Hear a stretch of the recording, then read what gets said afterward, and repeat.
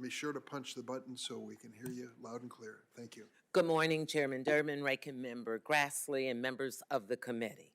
I am Congresswoman Joyce Beatty, Chair of the Congressional Black Caucus, representative for Ohio's 3rd District, and a proud HBCU graduate. It is an honor to appear before you to express my strong and unwavering support for the nomination of Judge Ketanji Brown Jackson to the Supreme Court of the United States. As the nation has learned during these hearings, Judge Jackson is an exceptionally qualified jurist of unimpeachable character. As chair of the Congressional Black Caucus, I speak on behalf of 59 members of Congress, including 28 Black women and 31 Black men, together representing 17 million Black Americans and 82 million Americans. For over 2 centuries since our country's founding, the court consisted exclusively of white men. Of the 115 justices, 108 have been white men. Judge Jackson would be only the 6th woman and the first Black woman to serve on our nation's highest court. If confirmed, she would shatter a glass ceiling that many Americans, including those who fought and died for voting rights, a more perfect union, and a just America, believed that they would never live to see it broken. As a Black woman myself, I urge this body to remember that Judge Jackson's confirmation vote must not be isolated to her gender or to her race. Instead, I urge you to closely examine her credentials and her sterling judicial record.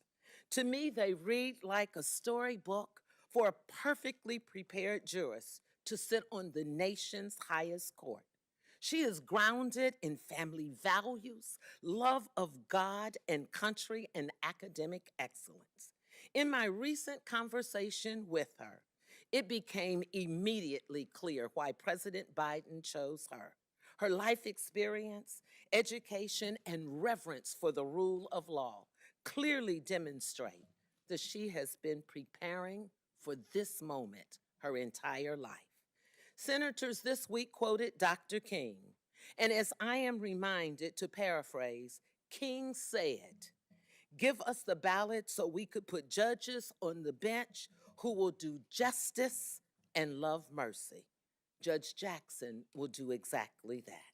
Sadly, but not surprisingly, Judge Jackson has been the subject of unfair attacks.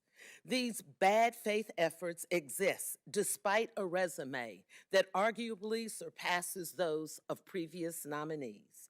I remind this body and America, just last year, Judge Jackson was confirmed by this body on a bipartisan vote to serve on the D.C. Circuit Court, and that she clerked for Justice Breyer, whose very seat she is being considered for.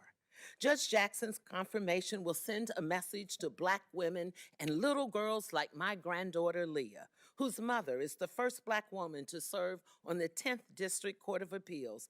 And Leah's first known president was a Black man, and now she sees a Black female vice president. So if a guidance counselor tells her, "Your goals are too high," she will remember how Judge Jackson soared against adversity as one of our nation's brightest legal minds. I want to be crystal clear. Judge Jackson will be a judge that will serve all of America, and all of America can be proud of. Watching Judge Jackson sit at this very table, displaying poise, grace, courage, and brilliance, no matter what was thrown at her, reminds me of the sheroes whose shoulders she stands on.